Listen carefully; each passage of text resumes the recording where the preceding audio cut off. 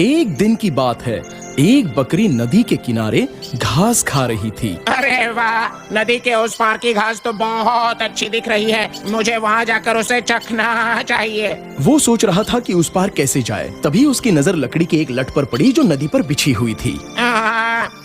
मैं इसके सहारे नदी पार कर सकता हूँ। वो लट की ओर बढ़ने लगा। लट पर पैर रखने पर उसने देखा उसकी दूसरी छोर पर एक बकरी पहले से ही खड़ी है। पहले मुझे जाने दो। दूसरी बकरी ने कहा। पर क्यों? पहले तो मैं जाऊंगा। नहीं नहीं, लकड़ी पर पहले मैं चढ़ा तो पहले मैं जाऊंगा। दूसरी बकरी ने कहा। पहली बकरी सोचने लगी। उसे अपने दादाजी की कही एक कहानी याद आ गई।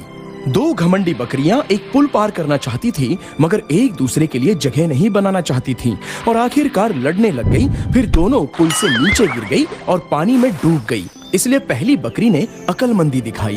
दोस्त, ये लड़ने का वक्त नहीं है, दिमाग से काम लेते हैं। मैं यहाँ झुक जाता हूँ और तुम मेरे ऊपर से छलांग लगाकर उस पार चले जाना। ये कहकर पहली बकरी उस लट पर झुक गई। दूसरी बकरी उसके ऊपर से कूदकर दूसरे पार निकल गई।